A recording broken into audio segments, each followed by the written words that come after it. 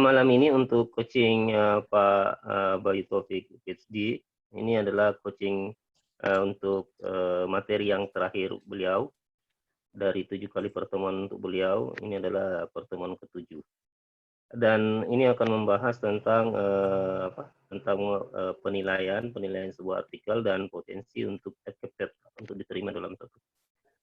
Materi ini sebenarnya penting kita pahami, dan ini cocok buat materi ini cocok buat Pak Bayu karena beliau sangat-sangat memahami, karena posisi beliau itu sekarang sebagai reviewer, dan banyak juga berinteraksi dengan reviewer-reviewer lainnya, sehingga penilaian-penilaian dari beliau dan penilaian dari reviewer lainnya itu bisa dikombinasikan.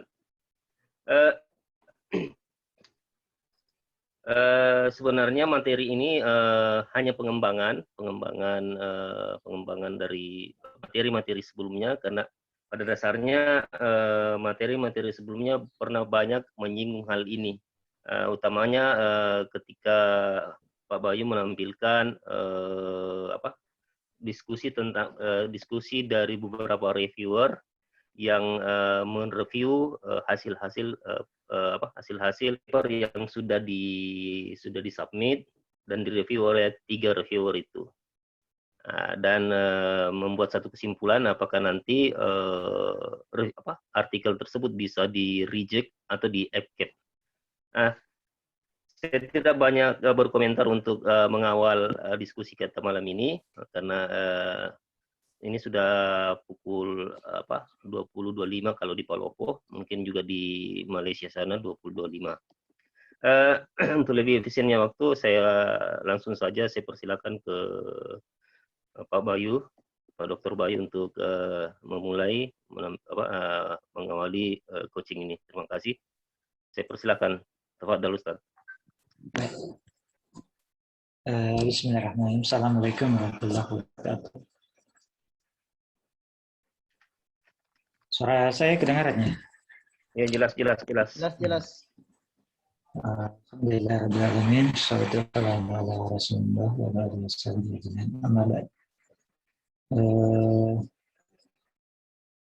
Alhamdulillah kita dipertemukan kembali malam ini, dan sebagaimana tadi disampaikan oleh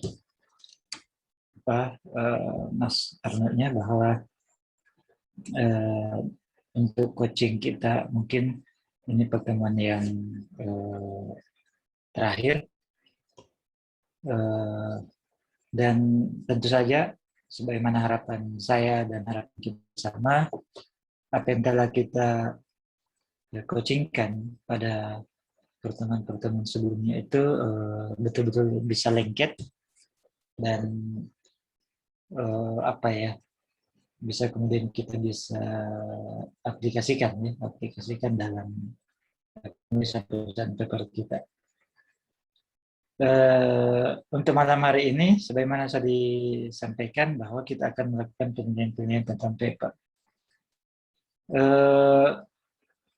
Saya terus terang belum membaca semua dari sekitar 12 proposal yang dikirimkan ke saya, cuma ada baru 4 paper yang semuanya saya sudah lihat semua, tapi baru 4 paper yang saya coba memberikan komentar-komentar yang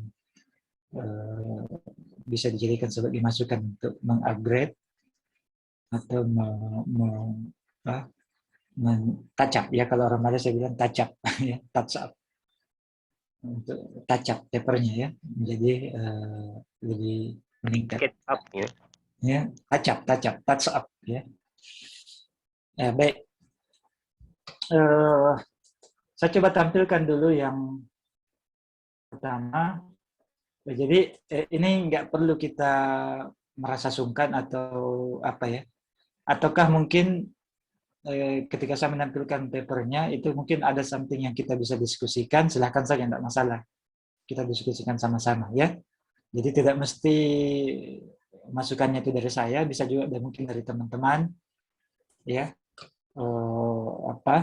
sebagai, boleh dikatakan sebagai sumbang saran, ya, sumbang saran untuk sama-sama meningkatkan kualitas paper kita. Yang pertama, saya random, ya, saya tidak tidak berurut atau apa, tapi random saja saya ambil papernya. Saya coba buka dulu.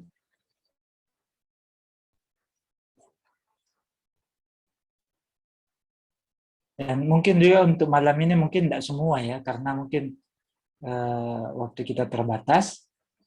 Tapi setidak nanti sisanya itu akan saya berikan saja ke Pak Ruslan atau ke Mas Arno-nya. Ya, tapi setidaknya apa yang sempat kita paper-paper yang sempat kita bahas malam ini bisa sebagai pandangan general, ya, terhadap komen-komen perbaikan. Baik, sudah kelihatan ya belum, ya? Belum. Ini agak lambat juga internetnya.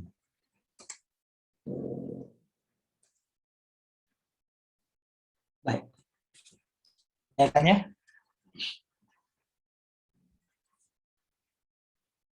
Udah kelihatan?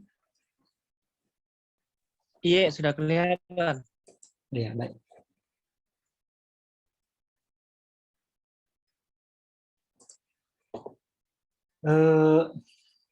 Baik. Ada Jadi jika hadir orangnya nih, ada jika hadir orangnya nih. Oh iya, ada orangnya hadir nggak? Kalau nggak ada, nggak apa-apa juga lah. Nanti Tidak ada orangnya. Anda ada orangnya, oke. Nggak apa-apa, nanti sebagai ini saja, sebagai apa? Dan temannya nanti bisa beritahukan ke si author, ya. Baik, ini saya nggak tahu apakah ini proposal atau sudah jadi paper. Itu pertama komen saya. Cuma saya berasumsi ini mungkin sudah jadi draft paper, ya. Ya, sudah jadi draft. Kalau saya melihat strukturnya sudah menjadi draft paper. Ya. Baik. Dari sisi judul, ya, dari sisi judul ini judul itu kan ada topik, ya, ada topik yang kita bahas. Ya, ada topik yang kita membahas. Nah, dari sisi topik ini tidak ada, menurut saya tidak ada topik yang sebetulnya apa ya, yang dikatakan sangat menarik bagi setiap pihak atau bagi setiap pembaca. Tapi tentu saja topik yang baik itu adalah topik yang menarik rasa ingin tahu. Ya, menarik rasa ingin tahu bagi para reader, ya, atau orang yang membaca judul tersebut. Jadi bukan persoalan menarik atau tidak menarik, tapi bagaimana topik tersebut bisa, ya, menimbulkan rasa ingin tahu bagi si pembaca. Nah, kalau kita melihat ini topiknya, ini memang menimbulkan rasa ingin tahu, ya, bagaimana pengaruh lembaga adat, ya, lembaga adat dalam meningkatkan kesejahteraan ekonomi pada masyarakat adat Trongkong. Tapi judul ini bias itu menimbulkan multi persepsi, ya. Pertama ini judulnya adalah biasnya adalah apakah yang diteliti itu lembaga adatnya atau adatnya. Ya, karena itu dua hal yang berbeda. Lembaganya kah atau adatnya? Ya, lembaganya kah atau adatnya? Kalau lembaga adatnya, nah kita tentu saja akan menelusuri atau meneliti variabel-variabel yang terkait dengan institusi atau kelembagaannya. Begitu juga dengan kalau adatnya juga, berarti yang kita teliti adalah lebih kepada kajian behavior, ya, lebih kepada kajian behavior atau kajian sosial ya, atau kajian-kajian tentang hubungan komunitas. Ya, jadi bukan soal kelembagaan, tapi bagaimana hubungan sosial antar manusia, antar individu dan komunitas. Dan tentu saja teorinya lain. Teori yang akan dipakai untuk meneliti tentang adat dan teori yang dipakai untuk meneliti tentang lembaga adatnya tentu saja Berbeda. ya agak berbeda ya. Mungkin sama, bisa sama ada irisannya, tapi pasti menggunakan variabel-variabel yang berbeda. Nah, dari sinilah sebetulnya kalau kita membuat suatu judul yang kemudian memberikan pemahaman kita tentang suatu topik, itu jangan menimbulkan bias, jangan menimbulkan multi persepsi sama orang, tapi menjadikan pembaca itu bisa fokus bahwa yang memang dia mau teliti ini. Ya, itu pertama. Jadi jangan sampai bias atau menimbulkan multi persepsi yang sudah salah paham orang sejak awal ya. Nah, saya membacanya pertama ini memang ini sudah langsung menimbulkan pertanyaan, ini yang mau yang mau diteliti ini memang kelembagaannya kah ataukah adat itu sendiri ya. Nanti kita baca lebih lanjut, ternyata yang memang yang dia mau teliti autor ini atau ini adalah lebih kepada kelembagaannya. Maka kalau jelas kelembagaannya, maka teori apa yang akan dipakai? Ya, teori apa yang dipakai? Nah, nanti kita bahas nanti tentang teorinya. Ini dulu tentang judul. Kemudian, kalaupun mau di masyarakat adat Rongkong, Kabupaten Luwu, bukan tidak menarik, tapi soal skup. Soal skup ini agak kecil, ya. Jadi kalau misalnya kita mau bawa kepada Scopus, ya, mau bawa kepada Scopus, jadi kalau bisa Scopusnya jadi perbesar menjadi nasional, ya, menjadi nasional. Nah, nasional itu tidak merujuk kepada misalnya kepada suku tertentu, tapi kita melihat secara umum, secara nasional bagaimana lembaga adat dalam meningkatkan kesejahteraan ekonomi pada masyarakat, ya, masyarakat yang misalnya masih kuat menjalankan adatnya masing-masing, ya, adatnya masing-masing. Ya, dan kita ambil tentu saja sampel ya di beberapa daerah di Indonesia yang masih menjalankan adat dengan ketat, misalnya seperti di Bali. Ya, misal jadikan saja ini Rongkong salah satu sampel, kemudian di Bulukumba misalnya suku apa? Matoa. Kemudian di mana lah ya ada suku Bajoe, atau misalnya di Jogja ya yang masih ada kesultanan ya, atau di Aceh misalnya. Jadi kita ngambil beberapa sampel daerah yang bisa mewakili Indonesia. Itu. Jadi kalau skupnya kita bisa tingkatkan secara nasional seperti itu, maka insya Allah itu bisa kita bawa ke internasional jurnal.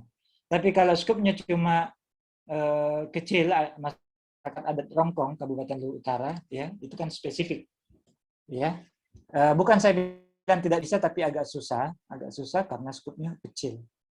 Ya, skupnya kecil, sehingga reviewer nanti akan melihatnya, kalaupun misalnya terbukti itu penelitiannya betul, reviewer melihatnya sebagai sebuah yang kasuistik, ya, sifatnya kasuistik. Baik, itu tentang judul. Kemudian tentang pendahuluan sini saya sudah komen, itu terlalu panjang, ya, terlalu panjang ini, ya. Dan ini yang saya merahkan ini sudah cukup bagus sebagai paragraf yang ingin tentang significance of study, ya, kesejahteraan ekonomi adalah merupakan tujuan sangat penting yang ingin dicapai oleh sebuah cuma pernyataan dalam menyebutkan significance of study ini terlalu umum juga. Jadi kan seperti ini, kesejahteraan ekonomi adalah merupakan tujuan sangat penting yang ingin dicapai dari wilayah masyarakat adat. Padahal kesejahteraan ekonomi semua mau dicapai oleh bukan hanya masyarakat adat.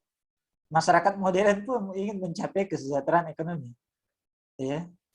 Jadi bukan hanya masyarakat. Jadi pernyataannya ini memang perlu lebih spesifik, ya, lebih Jangan gunakan pernyataan umum untuk untuk kasus yang spesifik. Dari sisi pendahuluan, ya, narasinya itu tidak narasinya kurang tajam dalam menggambarkan keadaan masyarakat Rongkong, ya latar belakangnya, lalu dikaitkan dengan keadaan perekonomian misalnya masyarakat Rongkong, ya. Kalau bisa di pendahuluan tidak usah terlalu bertele-tele, langsung saja tentang pentingnya misalnya kesejahteraan di dalam masyarakat adat Rongkong, ya, dan seterusnya. Kemudian keadaan ekonomi di Hongkong ini di Luwu Utara, ya, di Luwu Utara, ya. Kemudian ya diceritakanlah tentang background Hongkong secara umum, ya, keadaannya, lalu kemudian masuk pada di bagian ujungnya ya tentang signifikansi of study-nya, ya, tentang bagaimana fungsi atau bagaimana pengaruh dari lembaga adat itu terhadap kesejahteraan ekonomi. Jadi kalau pendahuluan dengan significant of study itu kita pakai piramid terbalik, ya, kita pakai piramid terbalik. Rumusan masalah, apakah lembaga adat Rongkong memiliki peran? Nah, ini juga, ya, dari sisi rumusan masalah pun kalau bisa kita membuat rumusan masalah itu dengan menggunakan taksonomi Bloom. Taksonomi Bloom. Nanti cari di tulisan, saya coba tulis di sini. Taksonomi Bloom. Ya, taksonomi Bloom.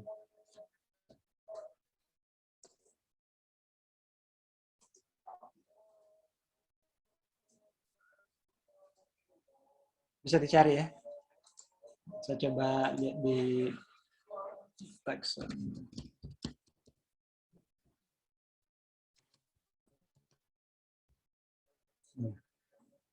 Jadi untuk taksonomi Bloom ini kita bisa menentukan kata-katanya, apakah model pertanyaannya apakah kalimatnya Pak menggunakan kata apakah atau menggunakan kata bagaimana, ya, atau menggunakan kata apa. Itu kita bisa ambil di taksonomi Bloom, ya. Nah, kalau jurnal internasional tidak usahlah pakai kata apakah, ya. Kita pakai kata langsung bertujuannya, misalnya di sini kita pakai misalnya kata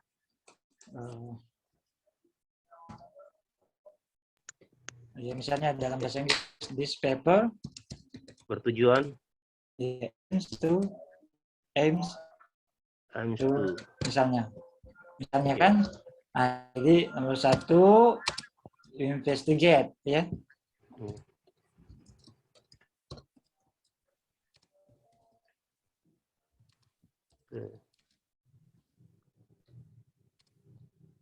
Kalau ada bahasa Inggrisnya apa? Kalau ada bahasa Inggrisnya ya, adat institution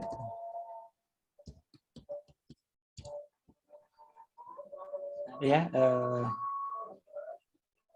atau misalnya kita pakai tribe juga boleh, tribe institution to the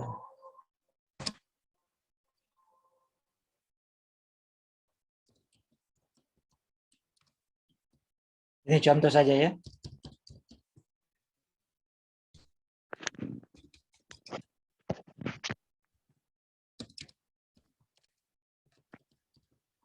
Ya, jadi kita langsung saja pakai model kalimatnya seperti ini. Nggak usah lagi menggunakan kata apakah, bagaimanakah, ya, dan kata-kata yang sejenis. Ya, itu kurang apa ya?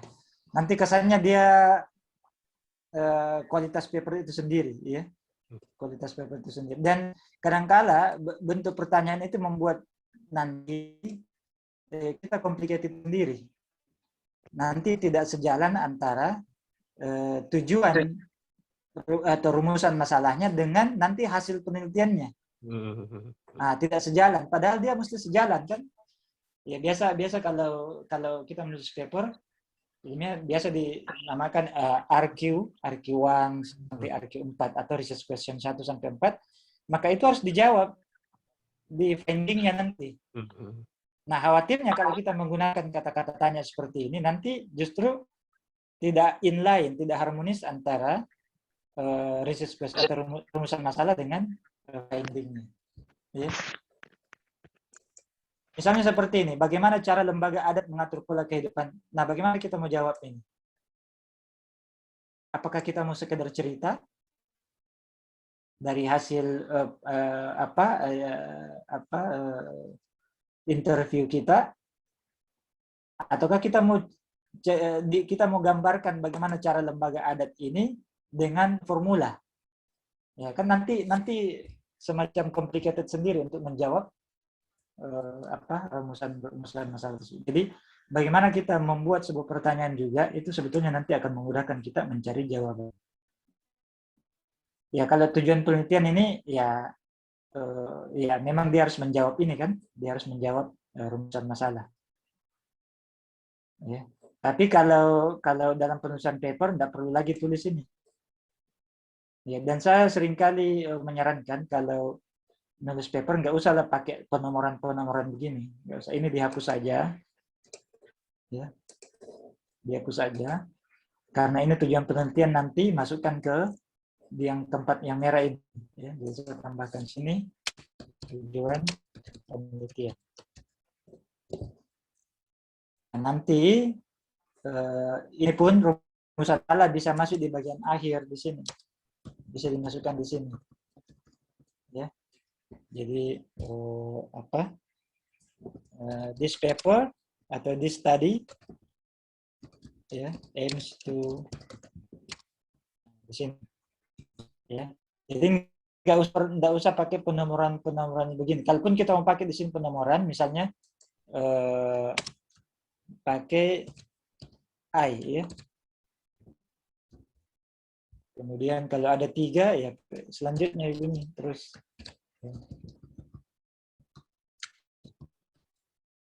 Nah, itu lebih familiar dalam penulisan paper ini. Baik. Kemudian penelitian terdahulu yang relevan. Nah, seperti di sini kan penelitian yang terdahulu yang relevan ini kurang relevan malah, karena yang dia bahas ini di sini seperti Sukanto, ini dia bahas tentang adat. Ya, jadi sudah mulai, ya kan? Ya bukan institusinya tapi adatnya. Jadi ada sedikit split, ya. Nanti akan complicated, ya, tidak sejalan antara penelitian terdahulu yang relevan dengan apa yang kita mau buat. Kemudian, nah ini seperti ini juga, ya. Ya, walaupun ini ada irisan karena disebut lembaga, tapi tetap tidak terlalu fokus, ya, tidak terlalu fokus dengan bagaimana peran lembaga adat dalam peningkatan kesejahteraan. Ya. Saya malah menganggap kalau memang tidak ada penelitian terdahulu yang relevan, tidak usahlah masuk kepada kajian teori. Ya. Dan itu menarik kalau memang belum ada kajian terdahulu yang relevan, kita masukkan saja di sini di yang merah sini sebagai novelty. Ya, bahwa belum ada kajian sejauh penelusuran kita, ya, belum ada kajian yang secara khusus membahas tentang ya peran lembaga adat dalam peningkatan kesejahteraan komunitas, ya misalnya.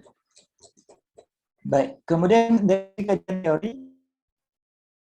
nah di sini teori apa yang kita pakai? Ya, teori apa yang kita pakai? Nah, yang dia sebutkan di sini, saya rasa bukan dalam hemat saya, ini bukan teori. Ya, bukan teori yang dimasukkan. Ya. Jadi kalau kita mau bahas tentang lembaga adat, tentu saja adalah kajian-kajian tentang apa ya, teori-teori sosial ya, teori-teori sosial. Ya misalnya tulisan-tulisannya tentang siapa ya, Profesor Clifford Giles, ya, kalau tidak salah namanya, Profesor Clifford Giles, ya. Kemudian siapa lagi itu yang menguasai bahasa Bugis, ya, bahasa Makassar dan bahasa Bugis, lupa saya, Prof siapa itu ya. Itu bisa ya di Christian siapa? Bukan Christian Pelras. Bukan. Ada yang menguasai dialek Bugis Makassar termasuk Melayu. Profesor siapa? Yunus Adi Condro. Bukan. Dia orang Barat. Dia orang Barat. Cuma sangat menguasai bahasa Indonesia, bahasa Melayu, dan bahkan dialek Bugis, Bajoy dia kuasai. Itu buku-bukunya bisa dijadikan sebagai sumber untuk mencari teori-teori sosial yang terkait dengan adat. Atau mungkin pakar-pakar lainnya yang meneliti tentang adat istiadat. Saya rasa ada teori yang membahas ini. Ya, saya bukan orang sosiologi, tapi saya rasa ada. Dan bukan kita tampilkan peran lembaga adat, bukan. Jadi kajian teori itu ya teori. Nah, kenapa kita menampilkan teori? Nah, dari situ kita berangkat untuk menganalisis. Ya, dari situ kita bisa memilih hipotesis apa yang kita mau sampaikan, dan termasuk juga dengan variabel-variabel apa yang kita mau teliti. Nah, jadi teori fungsinya di situ, kajian teori itu fungsinya di situ, untuk membangun hipotesis atau variabel-variabel yang kita mau jadikan sebagai bahan penelitian. Ya, jadi bukan ini ya, masyarakat adat atau apa, di sini peran lembaga adat ya. Jadi ini kalau bisa cari teori behavior, teori tentang komunitas, tentang teori adat, tentang teori sosiologi, itu ada insya Allah.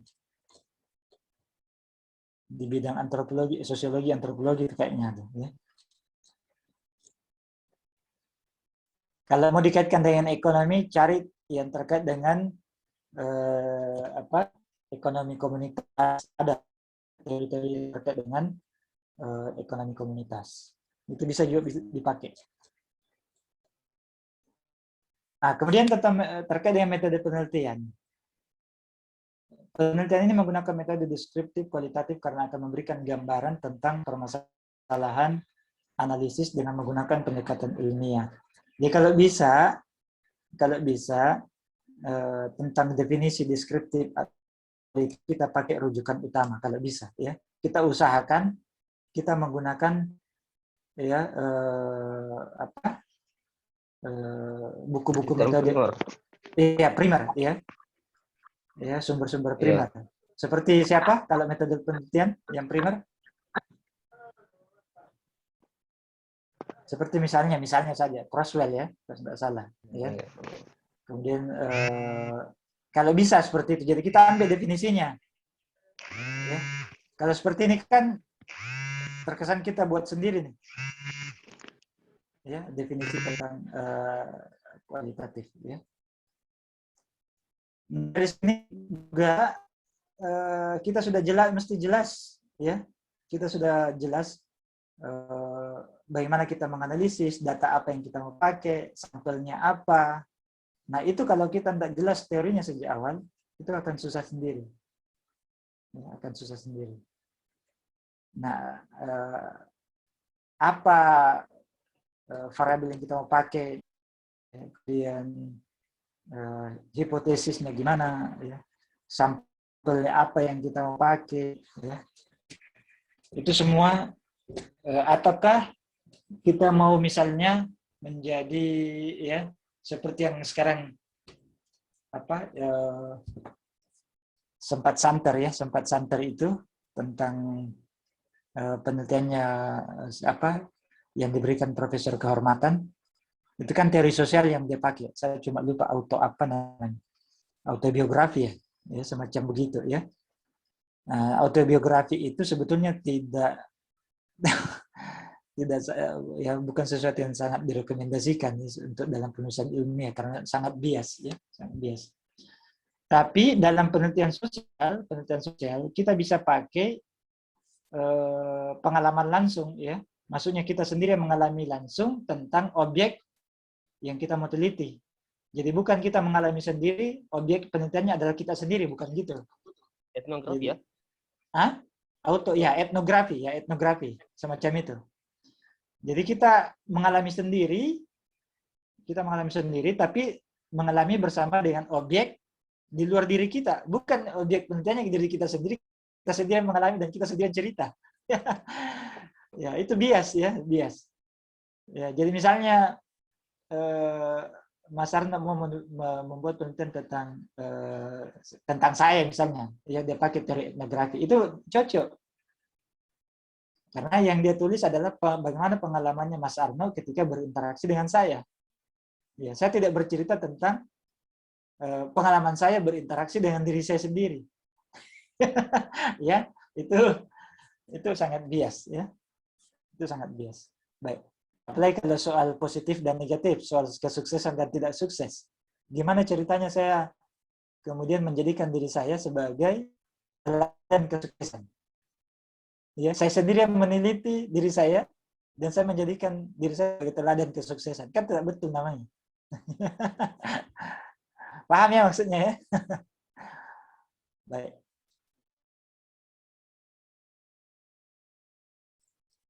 Ya, itu saya kira itu ya tentang, karena ini singkat saja ini dia cuma sampai pada metode penelitian. Kalau proposal ya. Gimana? Misalnya kalau saya mau teliti tentang PHK, Ya. lalu dari perusahaan saya, kemudian saya mengambil beberapa orang teman saya yang memang sudah keluar dari pekerjaan, termasuk saya sebagai orang yang sudah keluar dari pekerjaan situ. Apakah itu masih termasuk bagus atau bisa bias juga hasilnya? Boleh saja, tapi yang saya katakan bias kalau cuma dirinya Bapak sendiri yang Bapak teliti. Ya, ini kan menyangkut urusan banyak orang, bukan hanya, dan Bapak hanya termasuk di bagian dari situ, dan Bapak bukan satu-satunya objek, ya. Nah, itu yang dimaksud dengan autoetnografi, karena Bapak terlibat langsung juga. Ya, tapi bukan dirinya Bapak sendiri, kan ada orang lain banyak misalnya. Ya, cuma Bapak turut mengalami bersama dengan orang-orang lain, tidak ada masalah. Yang saya maksud tadi kalau misalnya kita sendiri, meneliti objeknya itu objeknya diri kita sendiri, nah itu yang bias. Bisa dilihat bedanya, Pak? Oh iya, bisa. Ya, okay. Cuma kalau misalnya begini, Pak, saya beralih lagi sama yang masalah PHK itu. Lalu kasus saya sendiri yang saya angkat, tapi kan berdasarkan fakta-fakta. Misalnya apa yang saya dapatkan dengan apa yang saya tidak dapat dari perusahaan tersebut, saya kaji berdasarkan undang-undang. Apakah itu juga akan bias atau bagaimana, Pak? Bias. Kalau diri tak jadi objek saja akan bias. Karena kenapa? Karena bantahan pertama pasti orang akan menganggap meskipun berdasarkan undang-undang, tapi itu kan penafsiran Bapak sendiri terhadap undang-undang, asumsinya Bapak sendiri. Ya kan? Apalagi yang terkena dampak itu memang Bapak sendiri, ya. Untuk keluar dari itu, ya keluar dari bias itu lebih bagus memang melibatkan sampel yang lain, objek yang lain.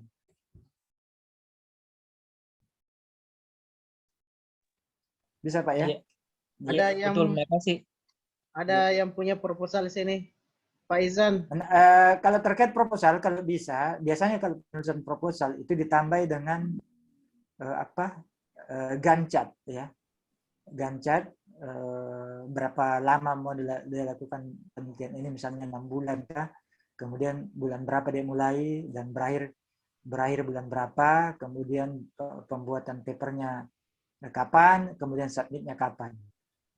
Ya, sebagusnya seperti itu kalau proposal, termasuk dengan biaya yang diperlukan. Ya kan namanya proposal. Kalau saya di sini di kampus di sini begitu, dia harus lengkap itu Gantt chart-nya, ya, timeline-nya lah, timeline dimulai kapan, ya, misalnya bulan Januari penulisan proposal, bulan Februari pencarian data misalnya, kemudian bulan Maretnya misalnya penelitian lapangan, itu seterusnya begitu sampai terakhir misalnya cuma 6 bulan ya, di bulan Juni ya penulisan lengkap paper, bulan 7-nya submit ke jurnal. Nah, itu namanya proposal, ya. Kemudian biaya yang diperlukan misalnya sampai selesai jadi paper itu misalnya 10 juta, itu diperinci. Tapi saya nggak tahu lah kalau gaya proposal nanti di Enpalo, saya nggak tahu ya. Tapi seperti itu sih. Kalau di Litap Dimas memang begitu, Pak. Iya. Kalau di Dimas memang begitu, ada rencana penelitian itu, schedule-nya, waktu timingnya dengan rencana anggaran. Iya. Cuma ini untuk kepentingan di fakultas, kami hanya tidak terlalu ke situ karena yang jelas Iya. Artikel ini harus selesai di tahun ini, jadi tidak kemarin kita tidak kejar itu rencana penelitiannya. Ini pun kalau mau disubmit bolehlah untuk Sinta ya, untuk jurnal nasional bolehlah. Kalau nggak mau dirubah judulnya ya bolehlah untuk Sinta. Ya. Cuma saya peringkat Sinta pun nggak begitu hafal, saya jarang bergaul dengan Sinta. Jadi karena kemarin yang saya bantu untuk submit paper ke jurnal Sinta. Saya ini untuk paper yang pertama, ya kalau nggak ada lagi. Ini Pak Iksan, cintaku padamu, cintaku padamu. Cinta apa yang paling tinggi? Cinta satu. Cinta satu. Tapi biasanya kalau cinta satu itu biasanya ada kalau di Scopus itu bisa saja dia Q4, bisa saja Q3. Oh begitu. Bagus lah itu, ambil kalau gitu ya. Baik. Bagaimana Pak Isan? Ada Pak Isannya? Ada Pak. Iya Pak, iya Prof. Galaksi. Sudah dengar tadi di? Iya. Insya Allah boleh insya Allah. Iya. Boleh di-improve insya Allah. Ada yang saya tanyakan Prof tadi. Ya silakan. Ini kan kemarin sebelum saya menulis proposal penelitian itu, memang kita sudah pernah observasi secara tidak langsung di lapangan, melihat kondisi perekonomian masyarakat di atas di wilayah Kecamatan Rongkong itu, memang ada gap di dalam kita melihat seakan-akan peran perangkat adat itu tidak diberikan ruang dalam wilayah perekonomian masyarakat adat di wilayah tersebut. Nah, saya tanyakan di isi proposal saya, Prof, kira-kira metode yang digunakan penelitian langsung secara kualitatif untuk pengambilan datanya di lapangan, ataukah kita pakai instrumen yang lain dalam penelitian ini? Itu saja, Prof. Bisa kualitatif dan ya penelitian langsung ke lapangan memang. Ya bagusnya kalau saya melihat karena ini dari sosial kan. Iya. Sosiologi bagusnya memang kita berinteraksi langsung dengan masyarakatnya supaya lebih dapat bisa lebih tajam analisisnya kan. Cuma itu tadi saya bilang apakah institusinya atau adatnya ini, karena itu dua hal yang berbeda itu. Apakah institusi adatnya ataukah adatnya. Kalau adatnya itu terkait dengan behaviornya, kebiasaan komunitas itu. Kalau institusinya Ya, artinya memang ada mungkin lembaga adat, ada bangunan atau lembaga adat di situ yang kemudian punya peraturan-peraturan atau apa yang itu yang menjadi bahan penelitian kita juga. Oh iya, iya, Prof.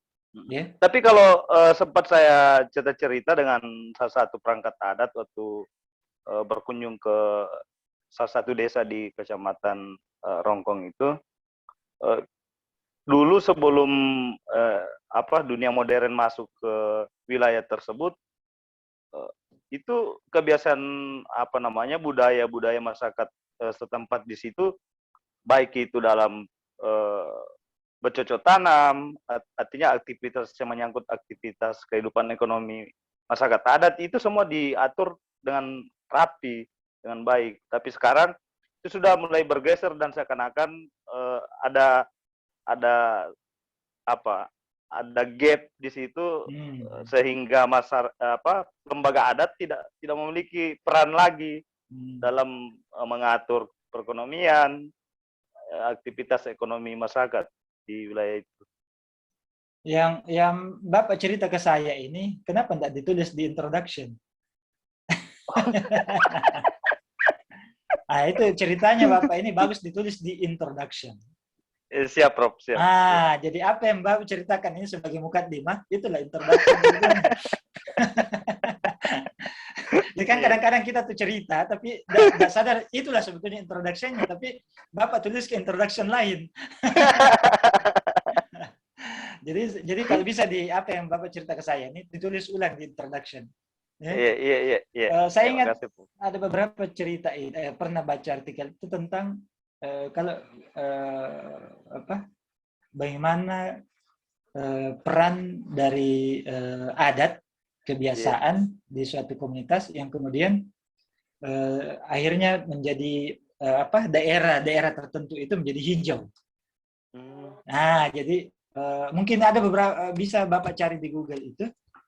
Nah, tapi dia merujuk ke adatnya. Jadi bagaimana adat-adat setempat yang mengajarkan dia suka bercocok tanam, suka akhirnya lingkungan di komunitas itu menjadi hijau. Nah, itu dia bahas terkait dengan pengelolaan lingkungan. Nah, tapi dia kaitkan dengan adat, bukan dengan lembaganya, dengan adat kebiasaan suku tersebut. Nah, itu mungkin bisa dicari di Google sebagai benchmark. Ya, Pak ya? Iya, Prof. Oke. Good luck, Sis. Makasih banyak, Prof. Iya, sama-sama. Kemudian yang lain lagi ya. Ini punyanya Pak siapa nih?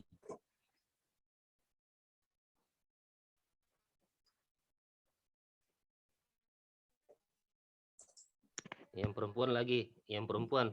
Yang perempuan. Mantap itu Bang Arno perempuan. Kenapa kalau perempuan? Tergantung pemateri ini Parno. Kalau perempuan dulu ini ada yang saya sempat paminta ini punyanya Ibu Aminta saja ini. Satu saja ini. Aminta perempuan kan? Aminta Nyata. Aminta atau Aminat? Oh iya, Aminata. Saya coba share dulu ya.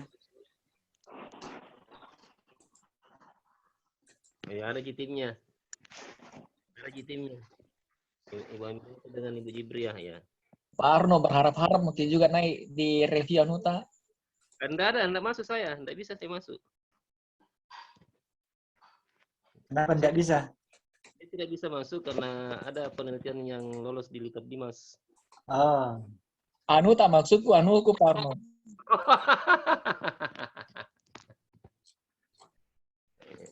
Pak Arno. Kenapa enggak mau kelihatan ini anunya Ibu Aminata ini, enggak mau keluar? Tadi udah belum di ini ya? Share screen barangkali, saya matikan dulu coba. Ya, sudah mulai. Kelihatan ya? Iya, sudah. Oke, baik. Ya. Nah, ini Ibu minta proposalnya dengan sudah nyatakan sebagai proposal. Pemetaan risiko financing method pada lembaga keuangan. Ini memang dia sudah skopnya nasional ya. Dan memang kayaknya ada yang mengarahkan ke internasional jurnal. Sudah tercerahkan kemarin. Ini sudah berapa Pemetaan. kali Minata. Pemetaan risiko financing method pada lembaga keuangan mikro syariah di Indonesia. Ya. Saya belum banyak komen juga tadi ini, cuma saya sempat baca-baca ya. Saya nggak komen ini kan proposal namanya.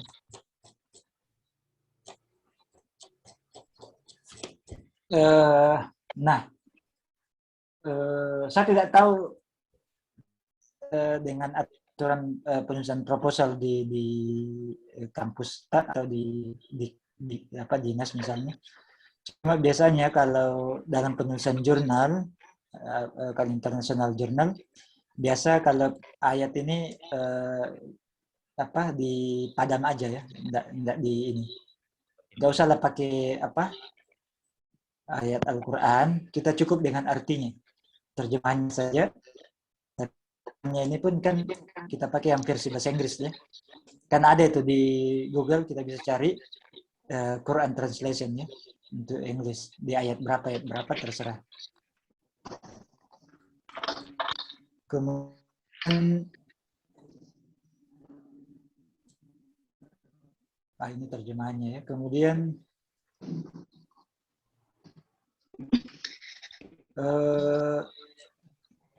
nah ini karena ini proposal,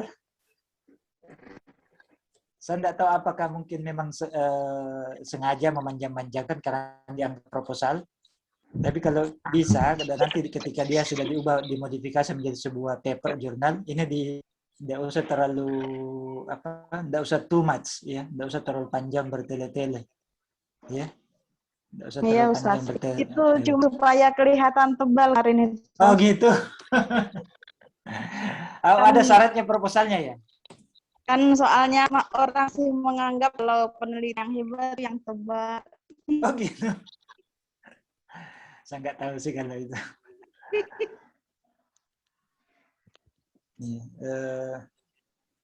Tapi kalau penulisan sudah misalnya dijadikan penulisan paper, misalnya dimodifikasi, ini pun sudah ya memang terlalu banyak ya, terlalu banyak. Bisa mungkin dimulai dari sini saja. Mungkin bisa dimulai dari sini saja. Kalau misalnya paper, ya sudah modifikasi, dimulai dari sini saja. Ya, dari yang kuning. Yang di atas itu nggak usah. Ya, langsung mulai dari yang kuning sampai ke ya dan seterusnya. Lalu kemudian ini perumusan masalah digabung aja ke introduction. Ya, digabung aja dengan introduction.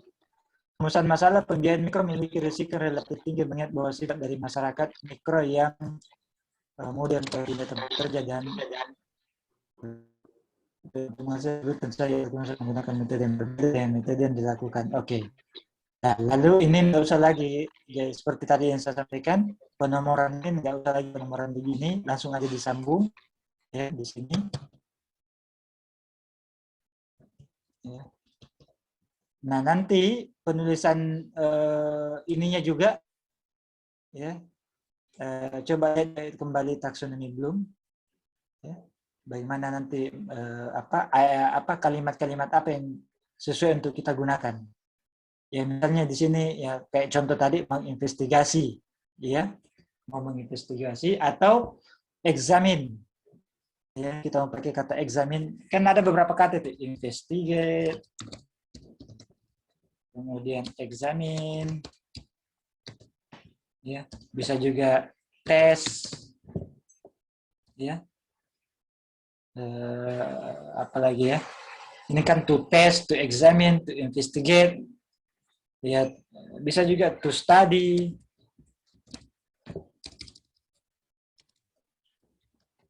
Atau to analysis. Banyak kata-kata yang bisa kita pakai ya. Nah, ini diantaranya saja.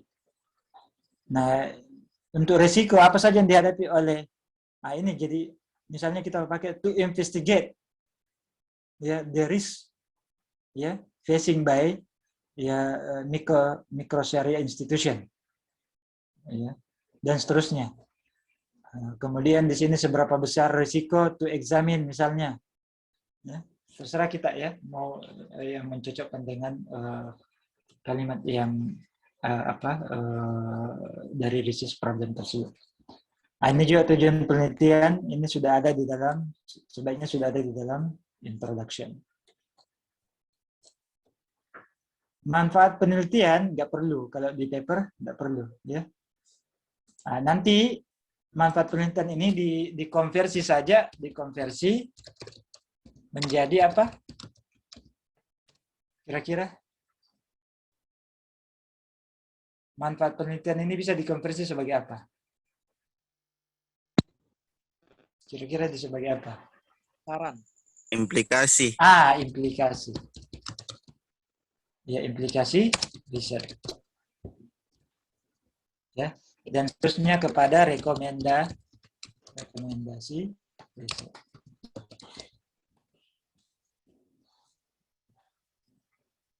Ya. Kalau ruang lingkup penelitian ini bisa dikonversi di mana juga? Bisa masuk di Metodologi. Bisa masuk di metodologi, kita sudah jelaskan.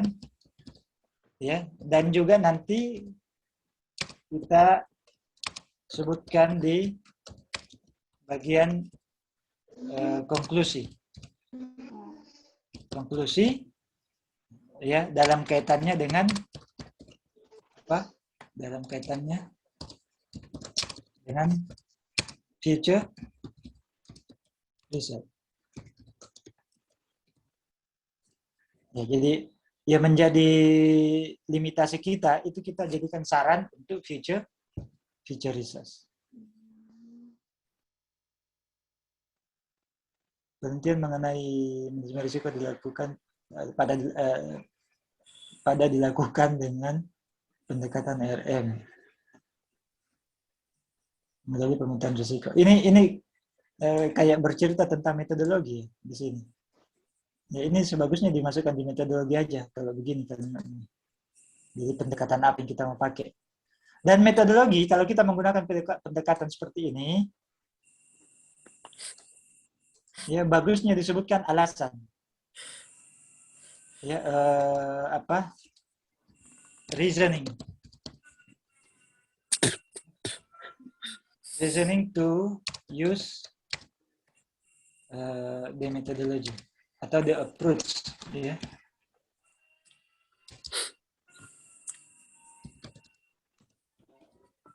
Ya. Jadi kenapa kita menggunakan pendekatan IRM? Kenapa bukan pendekatan lain? Nah, itu dijelaskan. Ya, dijelaskan karena IRM misalnya begini-begini, ya, bla bla kelebihannya dibanding yang lain misalnya gini. Karena boleh jadi nanti reviewer menyarankan yang lain. Kenapa tidak pakai pendekatan ini? Kalau misalnya apalagi kalau dia bisa misalnya pakar di bidang risiko atau financing method, lalu kemudian dia pernah punya penelitian juga, maka bisa jadi dia akan sarankan kepada pendekatan yang lain yang lebih tajam misalnya. Maka kita harus sudah punya alasan. Kemudian tinjauan pustaka kalau seperti ini kita bagi dua aja. Pertama yaitu kajian teori. Yang kedua itu di kajian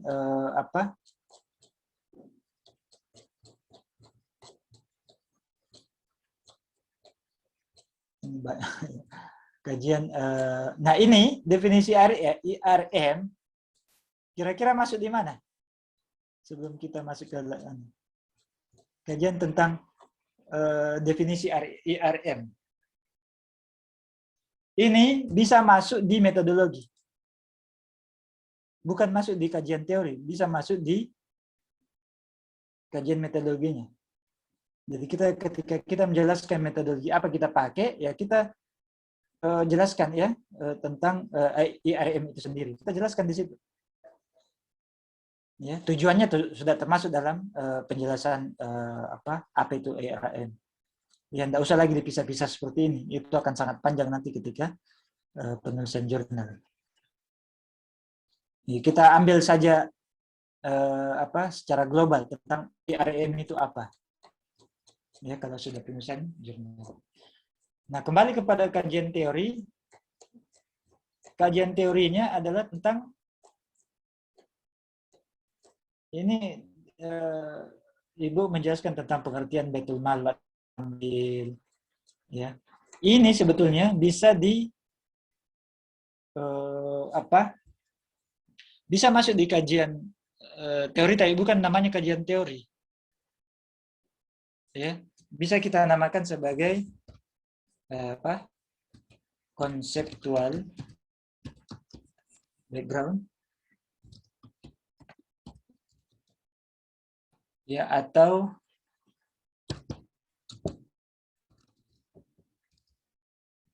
state of the art.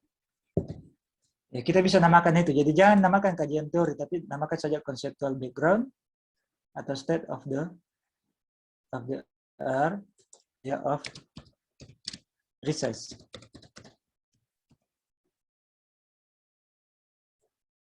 Nah, ini kita sebutkanlah tentang Baitul Mal itu apa, perannya bagaimana, ya. Dan tidak usah juga terlalu panjang begini. Kalau sudah di dalam penulisan jurnal nggak perlu.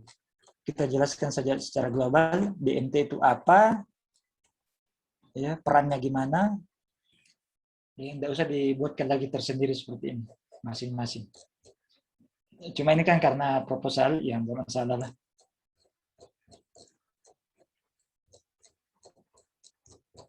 Kemudian, nah ini tadi sudah kan tentang AIM, masuk di metodologi.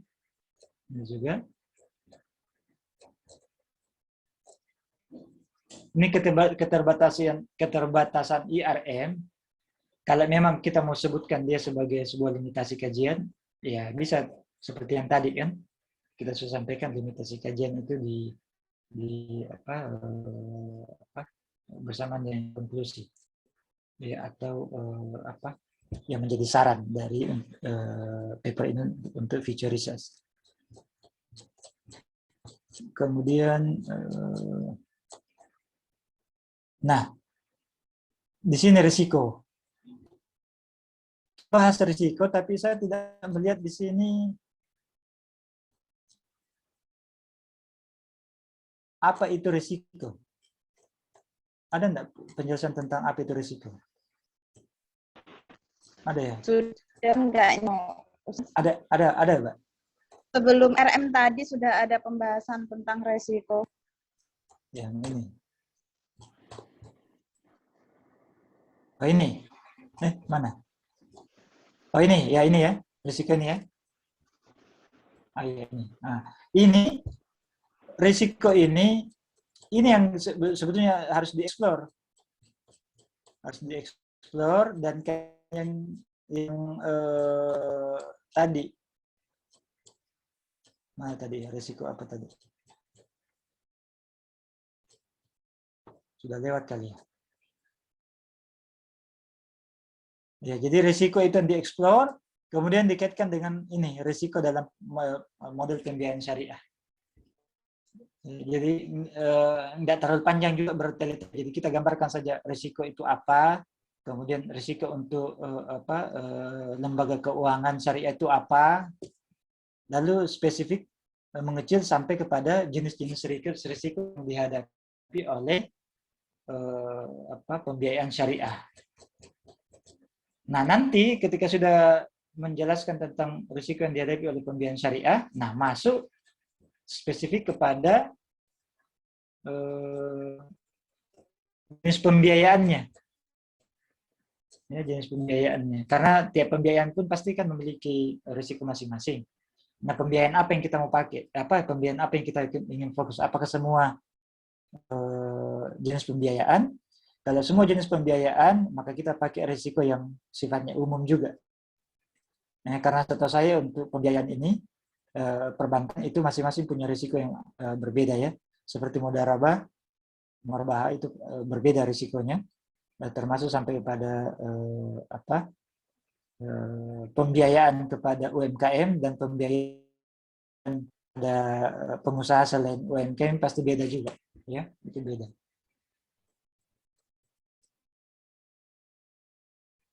Nah, untuk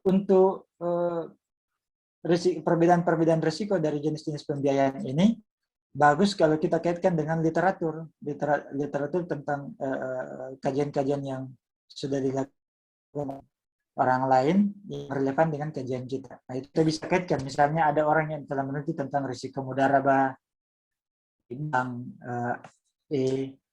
ada orang mengkaji risiko murabah di UMK, nah, itu kita kaitkan saja. Dia sebagai penelitian-penelitian terdahulu yang relevan.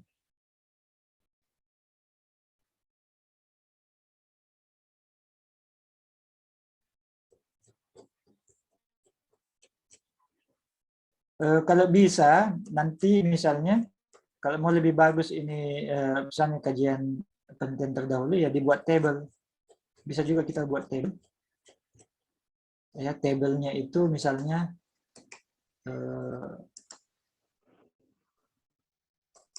kalau kita membuatkan table ya misalnya. Bisa nggak kita masukkan? Kalau nggak bisa.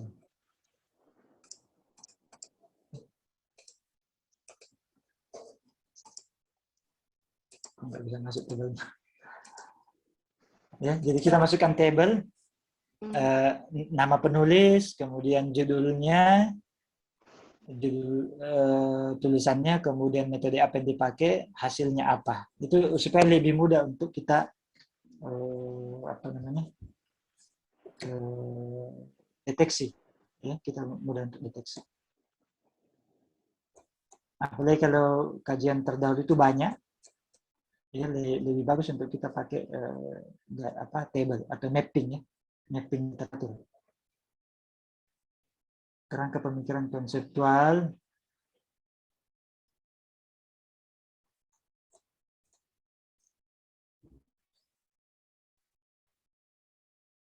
kerangka pemikiran konseptual. Apa yang Ibu maksud dengan kerangka pemikiran konseptual? Mungkin yang Ibu maksud ini adalah alur pemikirannya. Yang mungkin Ibu maksud adalah research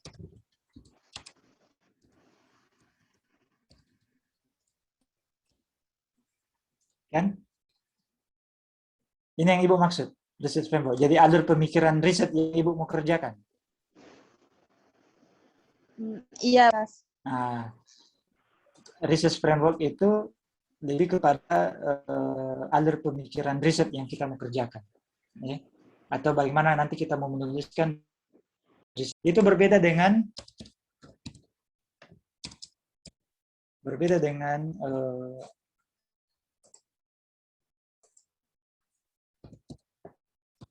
theoretical framework.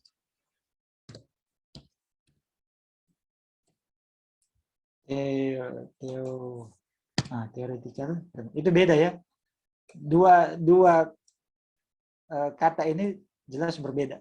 Kalau ini research framework lebih kepada ya alur riset yang akan kita buat, ya, mulai dari research problemnya, kemudian hipotesisnya, asumsinya, kemudian analisis gimana sampai kepada findingnya bagaimana, ya, data dan variabelnya apa kita masukkan semua, ya, mulai dari RQ sampai kepada finding.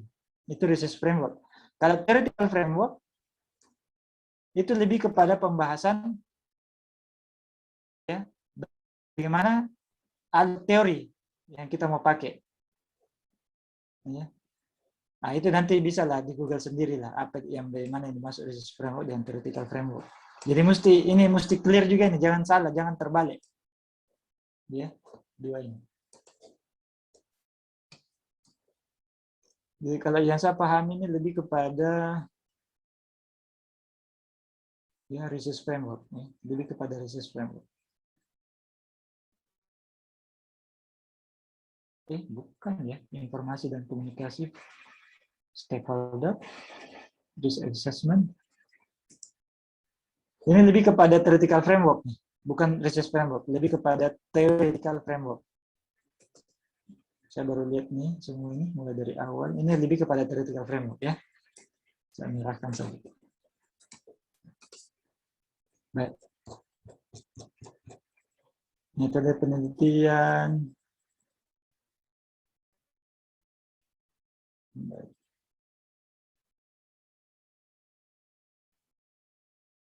Pendekatan deskriptif. Kalimat seperti ini perlu juga hati-hati, Ibu. Ya. Penelitian dilakukan dengan pendekatan deskriptif. Ya. Kadang-kadang membingungkan sebetulnya. Yang mana yang betul? Penelitian kualitatif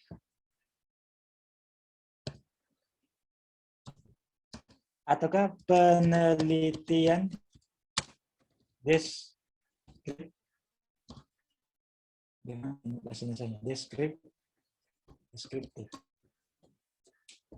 Yang betul dua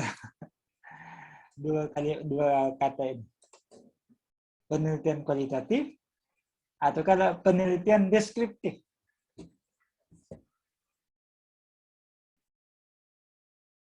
Bapak dan Ibu sekalian, ada yang mau berikan tanggapan? Yang mana yang betul ini? Kalau kita mau pakai dua ayat ini. Apakah kita pakai penelitian kualitatif ataukah penelitian deskriptif? Kualitatif. Yang betul. Ataukah saya ganti misalnya seperti ini, pendekatan kualitatif ataukah pendekatan deskriptif? Yang mana betul nih? Apakah pendekatan kualitatif ataukah pendekatan deskriptif? Nah, ini belajar metode penelitian. Kita kembali kepada basic metodologi penelitian. Yang mana betul ayatnya atau apa kalimatnya? Penelitian kualitatif ataukah penelitian deskriptif? Kalau kita pakai pendekatan, apakah pendekatan kualitatif ataukah pendekatan deskriptif? Sama juga misalnya kalau saya bilang penelitian kuantitatif ataukah penelitian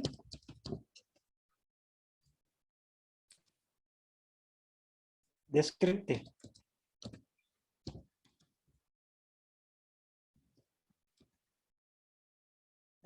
Ya, penelitian deskriptif.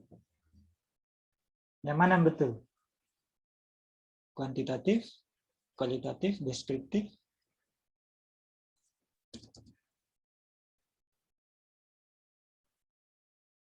Penelitian. Ada masukan dari Bapak, Ibu?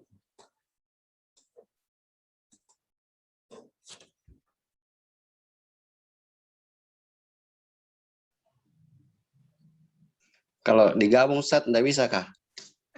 Gimana itu? Misalkan kuantitatif deskriptif. Kuantitatif. Kayak begitu. Tapi pakai yang mana? Pendekatan atau penelitian? Oh, pendekatan penelitiannya saya kira yang kuantitatif. Kalau pendekatannya biasanya itu antara kualitatif sama kuantitatif. Jadi, kalau pendekatannya jadi bagaimana kah? makanya mau pakai kata pendekatan atau penelitian nih. Oh, begitu. Iya. Kalau saya yang biasa kalau saya sendiri dapat itu metode kualitatif, pendekatan deskriptif. Ada metode kuantitatif, pendekatan. Jadi kalau pendekatan itu biasanya kalau saya baca-baca lebih ke teknisnya. Metode kualitatif dengan apa tadi? Pendekatan gitu ya? Pendekatan deskriptif.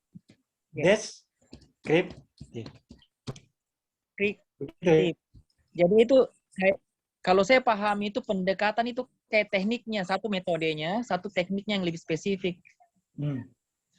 Jadi kalau metode lebih umum gitu? Iya, yang saya pahami Pak. Iya, nggak apa-apa. Kita saling berbagi. Jadi kalau metode dia lebih umumnya, lebih kepada metodologinya, gitu. Kalau pendekatannya lebih kepada yang teknis. Teknis. Iya. Teknis. Baik. Ada yang lain?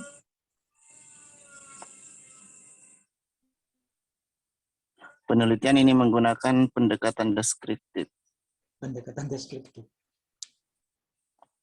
Ya. Coba share coba ya satu. Coba saya buka.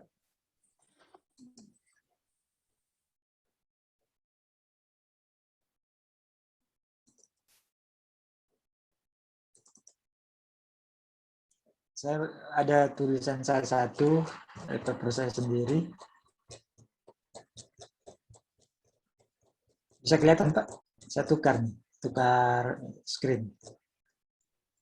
Iya, kelihatan.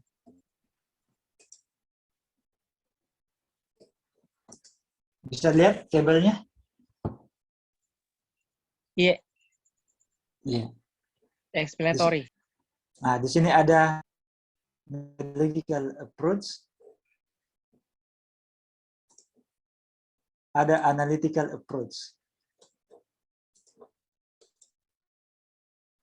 Ya, kalau dari sisi metodologi, ada yang konseptual, ada yang empirical kualitatif, ada yang empirical kuantitatif, ada yang mix. Maksudnya mix ini dia menggunakan empirical kualitatif atau empirical kuantitatif, ataukah dia gabung tiga ini? Itu mix, ya. Tapi biasanya orang kalau mix dia cuma disebutkan dua saja ini, ya. Konseptual itu sudah termasuk dari kedua ini.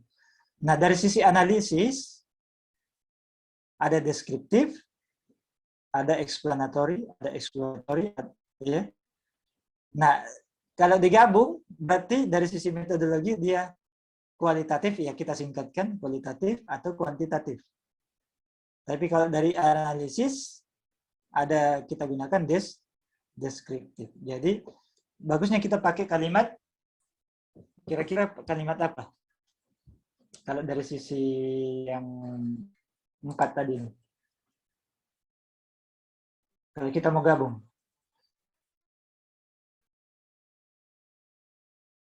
Kita pakai, misalnya kita pakai, ya penelitian ini adalah penelitian, misalnya penelitian, ya kalau kita mengindonesiakannya penelitian kualitatif,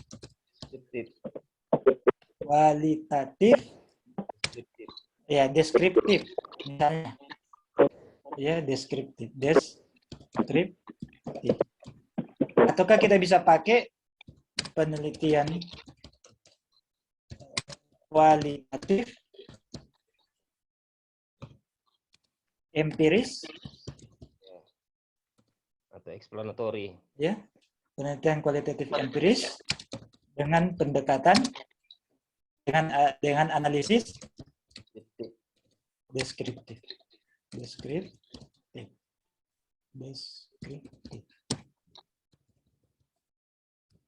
Kenapa saya bahas ini Pak? Karena kalau kita salah kalimat juga nanti reviewernya bilang ini membedakan saja jenis penelitian, ini sudah salah misalnya. Gimana dia mau melakukan penelitian kalau ya dia sendiri tidak bisa membedakan yang mana jenis-jenis penelitian, ya, dan jenis-jenis pendekatan analisisnya gimana, ya. Itu makanya saya sebutkan ini. Bukan berarti yang kita bahas papernya ini proposalnya salah, ya. Enggak, saya cuma mumpung saya ingat. Gitu ya Bu ya. Jadi ini perlu kalimat yang kita hati-hati, ya, di sini. Ya, baik.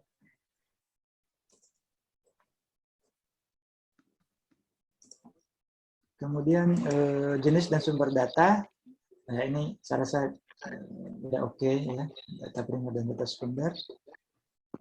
Kemudian, nah data sekunder ini perlu juga hati-hati ketika menyebutkannya. Tidak semua ya rujukan-rujukan bacaan itu bisa dijadikan sebagai sumber sekunder, ya, sumber sekunder. Apalagi kalau dia tidak terpublikasi. Kalau bisa saya sarankan menggunakan rujukan sekunder yang terpublikasi. Ya, yang ini sekadar saran saja, yang terpublikasi. Kalau kita mau submit ke jurnal, kalau bisa jadikan rujukan sekunder yang terpublikasi, bukan yang tidak terpublikasi. Misalnya disertasi. Dia ada memang penulisan disertasi orang terkait dengan itu, tapi dia tidak terpublikasi. Ya, maka kurang tepat dijadikan sebagai data sekunder. Cari saja disertasi, tapi disertasi yang terpublish. Jadi bisa kita misalnya cek cross. Ya kalau misalnya reviewer mau ini cek cross, dia akan cek cross misalnya ya. Misalnya.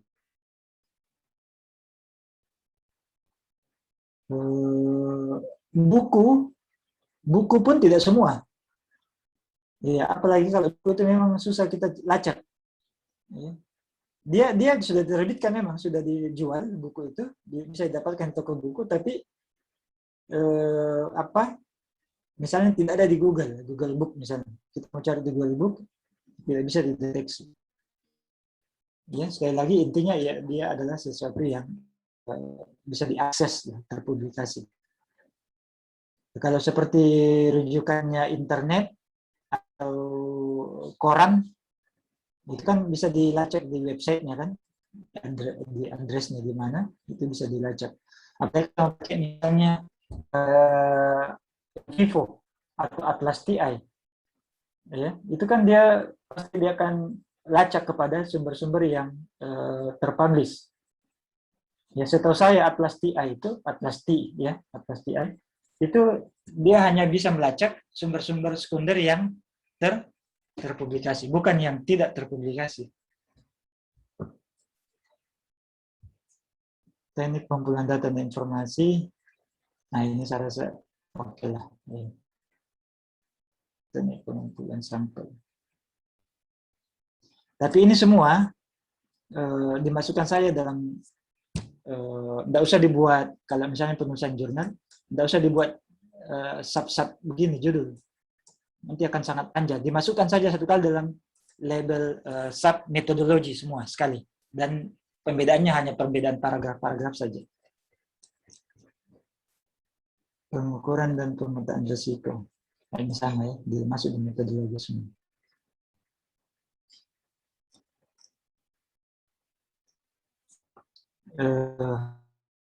Oke, struktur sudah oke. Ya. Sudah, insya Allah tinggal menjalankan penelitian. Ya, topik dan skupnya menarik. Ya, novelty-nya kelihatan. Ya, judulnya juga menarik. Pemetaan risiko financing method pada lembaga keuangan mikrosyariah di Indonesia. Ini bagus nih ya, topiknya menarik. Untuk bidang-bidang keuangan ini menarik. Apalagi kalau kita memang bisa anti vendingnya bisa membuktikan ya risiko-risiko apa yang paling besar pada jenis pembiayaan apa. Ya, itu bisa kita jadikan sebagai suggestion atau rekomendasi kepada lembaga keuangan syariah itu sendiri. Saya kira itu Bu ya. Ada masukan atau ada tanggapan dari autor? Ini sebenarnya kan finishing method ya, satu artinya ya bagaimana si para account officer yang marketnya si mikro syariah ini bisa mencari nasabah yang kapasitas dan cara memitigasi resikonya melalui penelitian ya Ustaz. Jadi yang diukur adalah resiko pada financing meta itu, ada perusahaan mencari nasabahnya. Karena mikro syariah kan tidak ada kolateralnya. Jadi digatunya di situ. Iya, bagus. Artinya topiknya menarik memang. Ada novelty yang bisa kita temui di situ. Ya. Dan bisa kontribusinya besar ya. Kontribusinya juga besar untuk pengembangan kelembagaan mikro.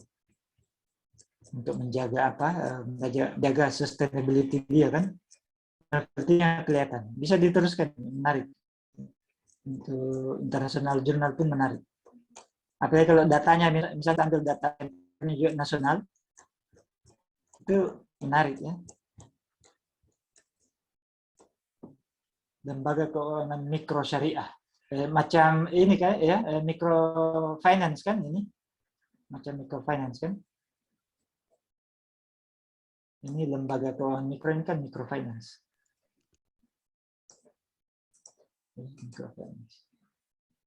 Biasa disebut Islamic microfinance atau syariah microfinance. Gitu ya, Bu ya. Ada yang tambahan? Saya rasa cukup ya, karena ini sudah hampir setengah jam 10. Oh gitu. Sudah 21.44. Cuma ada sedikit yang kemarin internal conference yang terkait dengan artikel. Ya, mungkin ada yang bisa disampaikan Bu Fasya yang presentasi itu waktu?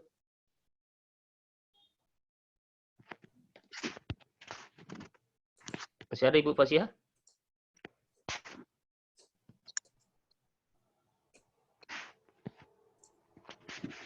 Halo, kedengaran Bu Fasya?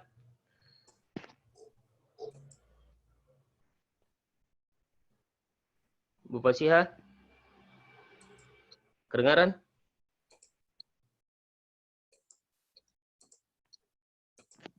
Kedengaran ya, teman-teman, rekan-rekan? Iya, kedengaran. Alhamdulillah. Ji, Masih ada? dengar. Hadir. Yang pertanyaannya ada kemarin ada beberapa masukan dari pembahas yang di internal conference itu. Tahun kemarin pembahas Kidi? Enggak, saya enggak masuk di ini. Saya masuk di bantu-bantu moderator aja. Oh, karena Tapi tapi nanti yang di publikasinya saya juga seorang reviewernya. Oh, iya. Jadi proses untuk jadi di panitia ya, panitia hak untuk panitia untuk Iya, sementara ini semua paper yang di conference itu sementara direview sekarang. Oh iya oke. Karena ada beberapa masukan kemarin yang mungkin sudah tidak ada Ibu Fasya ya. Ya, dan itu rencananya nanti akan dimasukkan ke proceeding yang terindeks ya. Proceeding yang terindeks, yang conference yang baru kan? Iya. Oke, kalau teman-teman sudah tidak ada karena sudah larut malam juga. Mungkin teman-teman rekan-rekan juga sudah lelah. Iya. Tidak mengganggu waktu malamnya. Jadi saya cukupkan untuk pertemuan kita ini, dan saya ucapkan kepada Coach Jazakallah, terima kasih banyak atas ilmu dan pengetahuannya yang ditransfer kepada rekan-rekan di Palopo. Semoga bermanfaat dan bernilai ibadah dan menjadi amal jariah ya. Amin. Kalau boleh sebelum ditutup saya sedikit kalau boleh sedikit berpesan-pesan. Menulis paper ilmiah atau jurnal itu memang membutuhkan pertama desire ya, membutuhkan kecintaan ya, kecintaan juga. Desire itu lebih kepada apa ya? Kalau bahasa Arabnya, kalau kita mau syahwat ya, desire itu semacam syahwat kita untuk penulisan itu memang harus besar. Kemudian berusaha kita nikmati. Ya, jadi experience itu kita nikmati. Ya, maksudnya dinikmati itu kalau kita nulis kita merasa ketagihan. Ya, kalau kita merasa kita menulis papernya itu kita ketagihan untuk memperbaiki, terus meningkatkan, terus gitu. Sehingga kalau orang sudah memiliki syahwat, memiliki experience, dia sudah nikmati di situ, maka pikirannya itu kalau dia menulis akan fokus juga, akan fokus untuk menyelesaikan yang terbaik.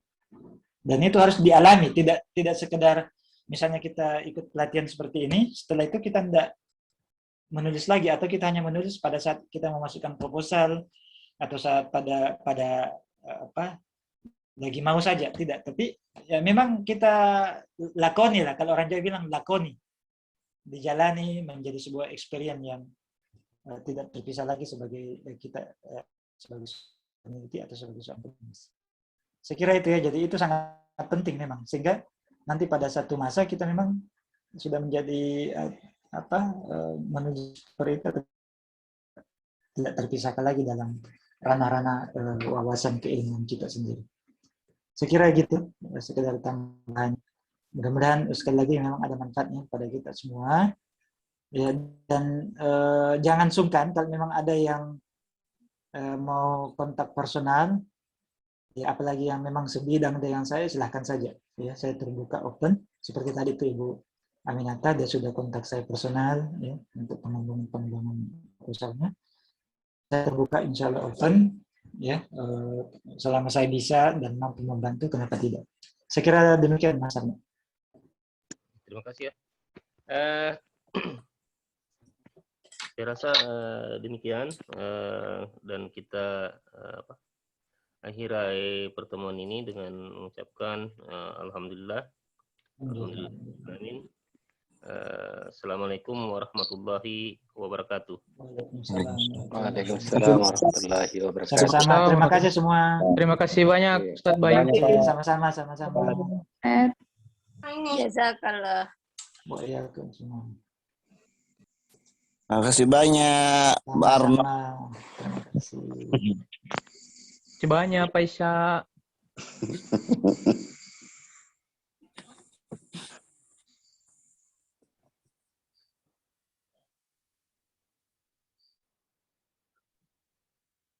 Terakhir Mika ini.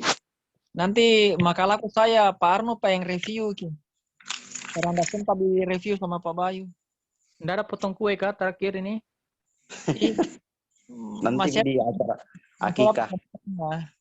Di acara akikah, Pi. Datang ki semuanya na, Om Tante. Iya. Borna Surki datang, Borna Surki jaga jarak, susahnya itu. Kalau teman-teman berebut. Nggak sopan itu, Le. Surki jaga jarak, bagaimana caranya itu, namanya berebut.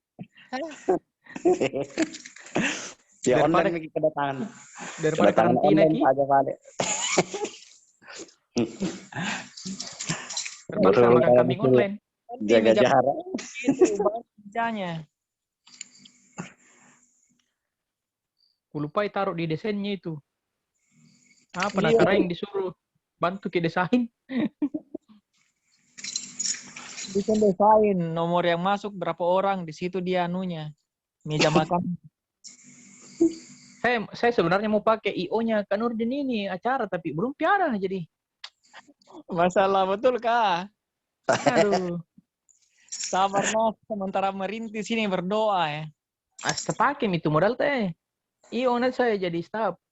Ada di HT ku tuh nanti tuh dikasih tuh. Deh kalau kita jadi staff nanti dapat belum gaji ta. Ikhlas beramal jadi kalau kita kak. Kalau yang itu insya Allah sambil jalan tuh. Ya, kayak di negara maju tidak bayar pajak selama belum ada untung. Jadi sebelum ada untung tidak digaji Poki, ada pi untung. Jangan kasih gajiku mau tunjanganmu. Tunjangan mobil, tunjangan rumah, tunjangan makan. Iya, doakan saja ya. Saya betul mau bikin IO ini sebenarnya. Bikin mengejabat tidak ada yang kalau perfeksionis secara berpikir dan pengalaman tak. Begitu. Bukan kalimatnya, tunggu dulu, bukan jika kalimatnya Pak Arsad dengan Pak Pak Ishak ini. Tidak, masalahnya setiap ada IO tuh pasti kan Nurdin anak dapat celahnya, bilang ini soalin dari tidak bagus ini. Jadi nanti dia ini sempurna sekali kayaknya IO-nya, saya menanti betul ini. Jangan sampai. Bukan di kantorku itu setiap tahun itu minimal 2 atau 3 kita buat kegiatan. Biasa ada IO-nya, internal dengan eksternal. Internal itu kami mengorganisir beberapa kegiatan, kemudian nanti mereka yang, makanya kami tahu, oh ini tidak sempurna, ini salah ini. Ya belajar sama sih. Cocok Yang itu. kemarin di Malino Kak, bagaimana? Coba jelaskan dulu nanti Kak Nurdin. Ya. Karena ada insiden. Nah sebelum terjadi insiden dia Kak Nurdin, nah sudah nak kritik memang sebelum terjadi insiden. Karena sama-sama Kak ketinggalan.